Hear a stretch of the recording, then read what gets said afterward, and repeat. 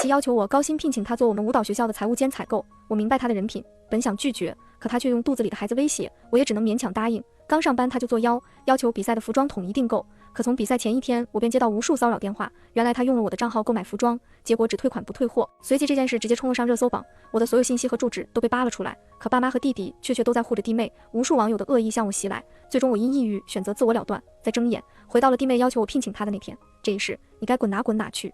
噩梦中惊醒，上一世被所有人网暴的压抑情绪还充斥在我的脑海中。叮的一声手机铃声把我拉回了现实，弟妹李丽的声音从那边传了过来，姐，我听说你们公司最近在招财务和采购啊。说完后还没等我回答，便自顾自地说了起来，那正好，这种差事肯定要自己人才能放心，我这怀孕了，在家待着也无聊，就委屈我自己过去帮帮你吧。工资的话肯定要按照高标准给我的，那就直接给1万块钱吧。另外你还要给我买辆代步车，要不然你公司这么远，我没办法坐车的。听着弟妹喋喋不休的话，我想到了上一世她也是这么说的，我明白她是什么样的人，从结了婚之后就开始各种在家作妖，于是当即委婉地拒绝了。她立刻尖声质问我为什么情愿把这钱扔给外人也不给她。正巧给我打电话的当天早上刚查出了怀孕，瞬间提升了在家的地位，爸妈轮番上阵，最终还是在弟妹拿着孩子要挟的情况下同意了。可没想到第一天上班就建立了群，说我们过段时间比赛的服装要统一，他有个朋友就是做服装的，这种小事我也不想管，就由着他去了。只不过就在比赛的前一天，我频繁接到骚扰电话，接通后便是无尽的谩骂声，我以为是谁的恶作剧，可没想到当天晚上我的公司包括我的名字就出现在了短视频的热搜上，上面是一个女生说自己是做电商的，刚做没几个月就出现了我购买的服装大量只退款不退货的现象，金额高达6000元。我打电话问弟妹的时候，她还是不说实话，于是我便只能登录上了自己的购物软件。果然弟妹用了我的账号买完后，直接申请的全部只退款不退货。第二天这件事情的热度依旧不减，我的住址和身份信息被扒了出来，我要求弟妹出面帮我澄清。最让我没想到的是，我爸妈竟然狰狞着关上了门，在里面喊着，不可能，你弟妹现在怀了咱们家的孩子，她是第一位，这件事你自己去想办法吧。无尽的网暴朝我袭来，最终在这件事的1周后，我在家里抑郁自杀。可现在已经重活了一世，那就让她该滚哪滚哪去。姐，你有没有听我说话呀？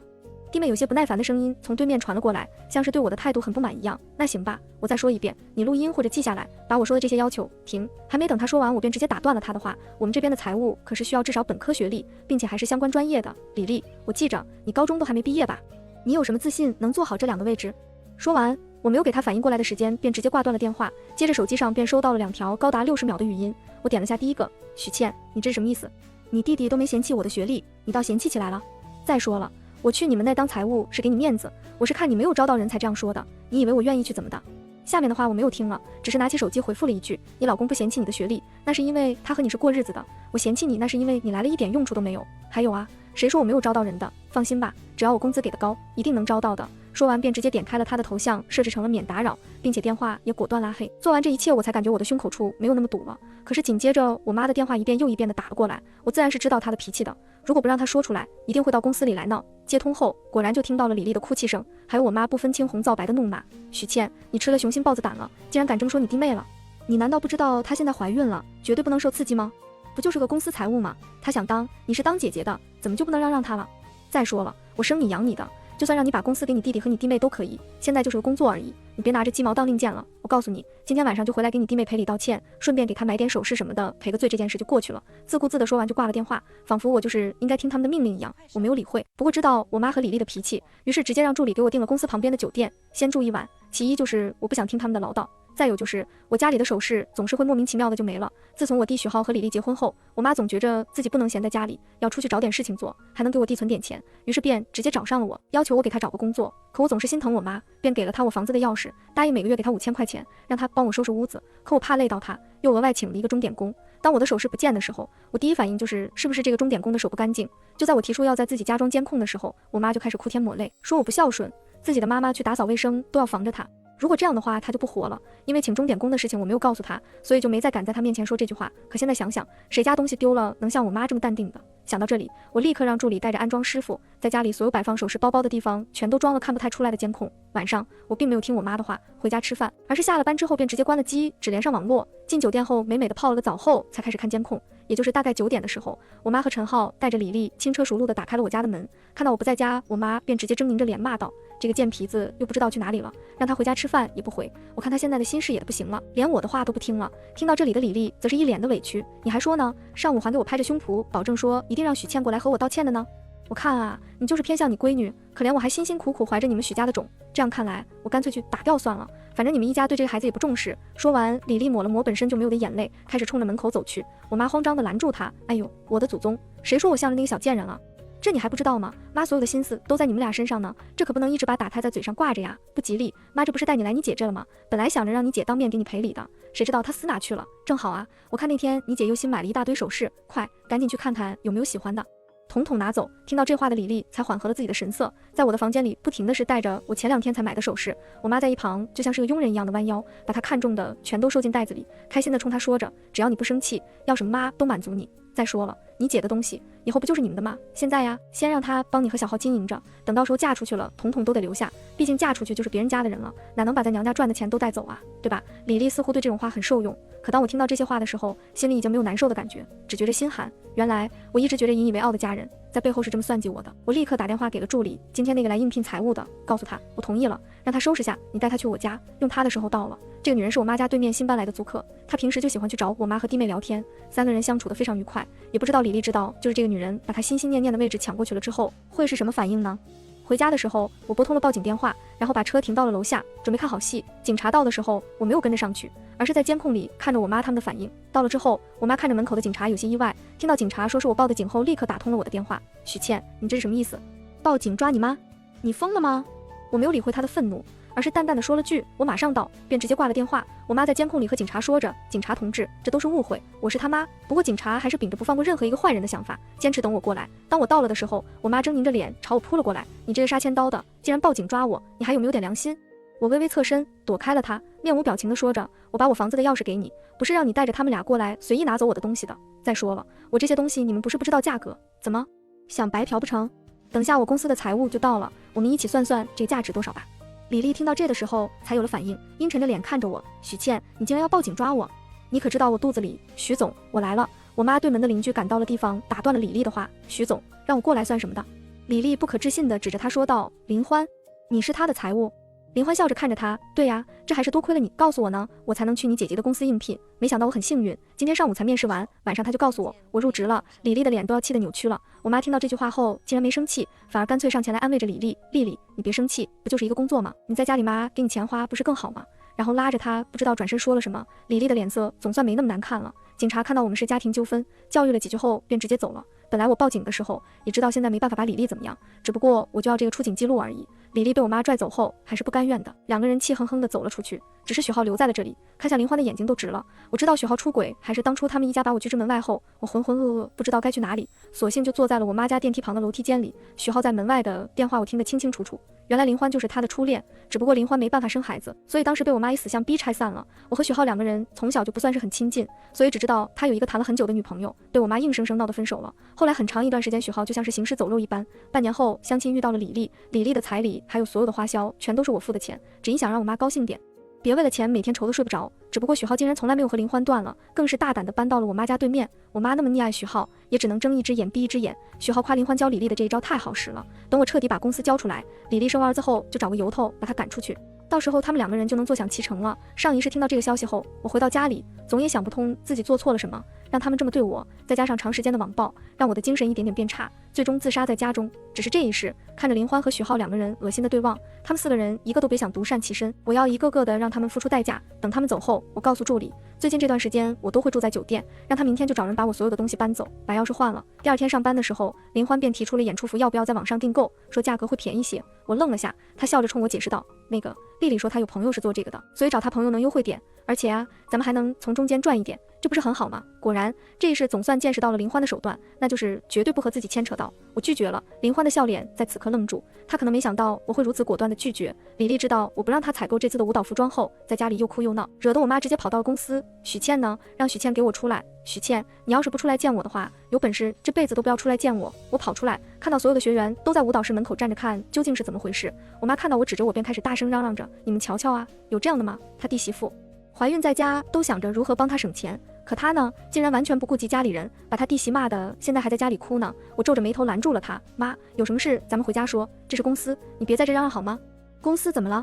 她一把甩开了我的手，狠狠地瞪了我一眼，就要在公司让你的员工和你的客户都看看你是什么样的人。你们过几天的比赛不是要订购舞蹈服装吗？他弟妹正好有认识的朋友可以便宜些买，想着一家人就告诉他一声。结果他不但不领情，还把他弟妹骂了一通。站在旁边的全都是过几天要参赛的学员，听到我妈这么说后，便立刻出声安慰着：“阿姨，可能是徐老师不知道情况吧。这样吧，我们建了群，把钱转给你们，到时候你们帮着买就行。”听到他们说的话后，我妈的神色才慢慢的缓和了起来。瞧瞧，一个外人都比你懂事，我真的是当时为什么要生下你？养条狗都比你强。这些话我已经听了无数次，只要我不按照他的想法做，那就一定是我的错。刚刚说话的学员立刻加上我妈，问了钱数，然后把人数、体重还有颜色报给了我妈，顺便把全额转给了她。我妈开心的拉着她的手说着：“姑娘，你放心，我儿媳妇的朋友那肯定给你们用最好的布料，你们就等着吧。”拿到钱后就急匆匆的回家交差去了。我冲转钱的学员笑了笑，冲他比了个 OK 的手势。不过这一事经过了这件事后，他也不敢再要我的购物软件了，不知道用了谁的账号购买的，不过只要不是我的，我都无所谓。离比赛还有半个月左右的时间，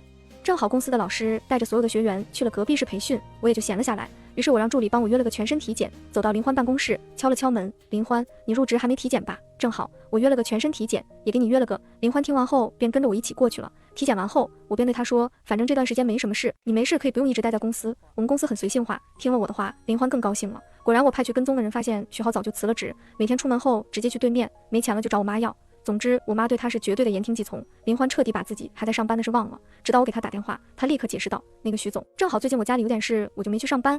你紧张什么？我不是催你上班的，是想让你帮我把体检结果拿回来，正好昨天就出来了。”听到我并不是催他去上班，他直接松了一口气。好的，那我等会去拿。好，没事，你处理完再来上班也可以。自从林欢取了体检报告后，许浩更是像长在了他身上一样，连家都不回了，搞得李丽每天疑神疑鬼的，时不时的就要给许浩打个电话查他的行踪。很快到了比赛前一天，我瞧着时间差不多了，开车到了我妈家。李丽听到敲门声很开心，不过看到是我的时候，脸一下拉了下来。怎么是你呀？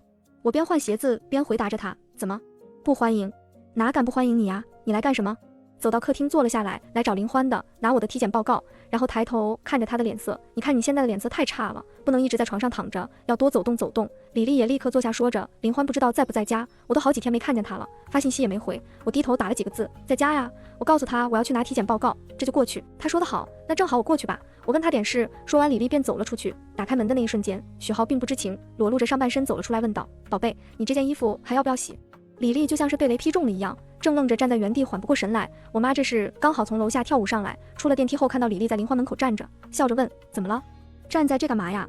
更是在看到自己儿子的形象后，立刻扶住了李丽。丽丽呀，你可千万别生气，走走走，回家再说。李丽奋力把我妈推开，整个人都在颤抖着。许浩，你还没说完，整个人就像是支撑不住一样昏了过去。到了医院后，说是胎象很不稳，不能受刺激了。得知李丽没什么了的时候，我妈把许浩拽向一边，第一次这么生气的朝他说着：“儿子啊，你这怎么能让他看到呢？”我不管，总之丽丽肚子里是咱们许家的种，决定不能有意外。只是许浩并没有想象中的生气，而是悄悄地拽住了我妈。妈，我跟你说，林欢也怀孕了。什么？不是说不能怀的吗？只是说怀孕概率小，没有说就一定不能。许浩得意地看着他说道。所以啊，李丽爱怎么样怎么样，反正我本来就不喜欢他，还不如直接流掉了。我妈忍不住拍了他一下，傻孩子，那是你自己的孩子，你忍心？许浩无比无奈地说着，妈，之前是因为林欢不能生，可现在她都怀孕了，我也不喜欢李丽，为什么就不能离婚呢？你自己想想，自从李丽家进来，咱们家过过一天安生日子吗？在她怀孕之后，更是变本加厉地折磨咱们俩，我受够了。可我妈依旧是没有吐口，只是说让她再等等。两个人结束对话的时候，我立刻跑到了一旁的椅子上坐着。我妈看到我之后，立刻摆起了脸色，你还知道回来？怎么，房子换了钥匙，防着你妈？我真是怎么能生出你这么不孝的闺女？人家都说闺女是小棉袄，我看你就是专门生下来和我作对的，滚！这不需要你。以前的我妈只要是这么说，那我肯定会立刻扑上去抱着她，哄着她，要么就是立刻带着她去商场买，总之会哄到她不生气为止。可现在她让我滚，那我就滚好了，一言不发的拿着包转身便直接走了，留下我妈和我弟两个人大眼瞪小眼的。随即反应过来后，在我身后不停骂着：“好，你走了之后就别回来，我就当没生过你，我就当你死在外面了。”现在只觉着听到这话很开心，只不过这一世和上一世的走向完全变了。上一世今天晚上短视频的热搜就应该有李丽这事了，可我一直等到比赛当天结束，这件事也没有什么进展，只是却在比赛后等到了派出所的电话，要求我立刻过去一趟。刚进去就看到一个女生后面跟着两个穿着很正式的男人，像看仇人一样的看着我。我立刻走上前去问警察怎么了，可那个女人很激动，大声质问我：“怎么了？你还好意思问怎么了？我告诉你，你现在已经涉嫌诈骗了，我不会放过你的。身后的2位走了上来，介绍了自己。原来这个女人是网上的店铺老板，而他们俩是他请的律师，说就是我公司的地址。第一次买了6000多的衣服，第2天又买了3、4千的衣服，到货之后以各种理由向平台申请了只退款不退货。老板联系就没有人接，在线上发信息，对方还理直气壮地说：怎么了？平台给我退的钱，有本事你去找他呀，我就不还给你，不能把我怎么样。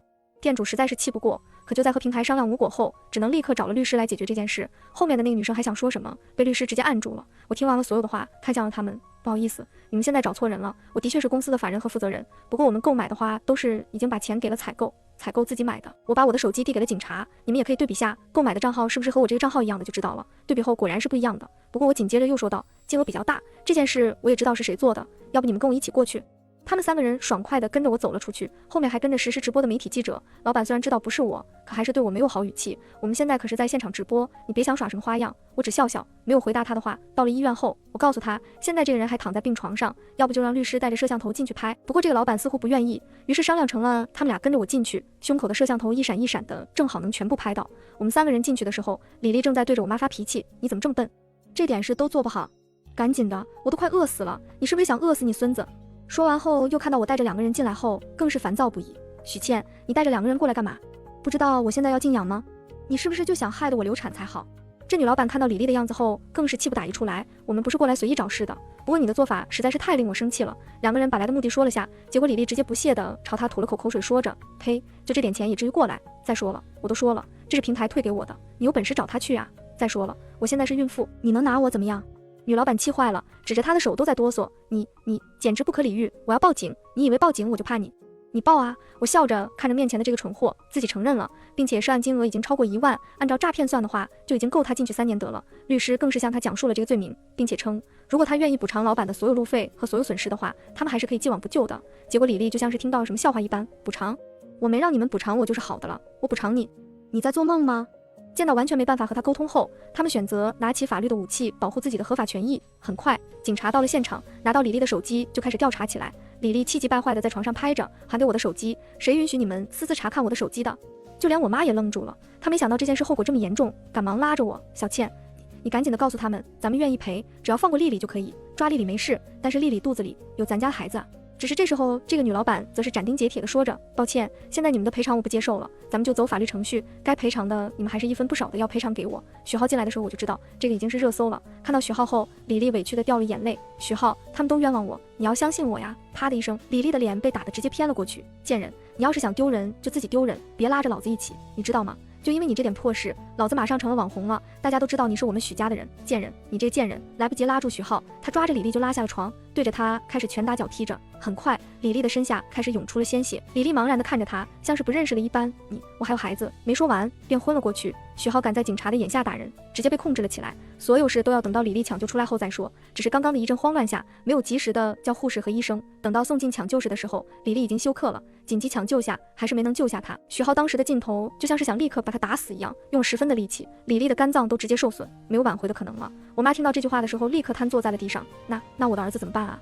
放声大哭了起来。李丽的账户里有着足够赔偿的钱，首先解决了这件事，其次就是许浩涉嫌故意杀人。直播里10几万、20几万的人看着，所有人的弹幕都在刷着，这个男人的样子好可怕，就算他媳妇犯了错，可他直接把他踢死了。是啊，这种有暴力因素的一定不能姑息，许浩的罪名是一定会坐实的。于是我妈把所有的希望都寄托在了林欢的肚子上，可谁知就在我妈照顾他的第2天，就发现林欢来了姨妈。许浩的事还没处理完，我妈就发现了这一个秘密，她抓着林欢的头用力地撞向了墙。邻居报警的时候，2个人都奄奄一息了。林欢年轻，稍微好一点，不过头部受损严重，以后应该也不能生活自理了。我妈因为被刺激的厉害，又受了伤，中风后大半个身子都瘫痪了。这些事全部过后，我把我妈送到了养老院，把她和许浩名下的房产全部变卖。其实这也都是我出钱买的，也算是全了我妈对我的养育吧。许浩出判决的时候，我没有去看，只是觉着这所有的事都已尘埃落定，我的人生一片璀璨，全文完结。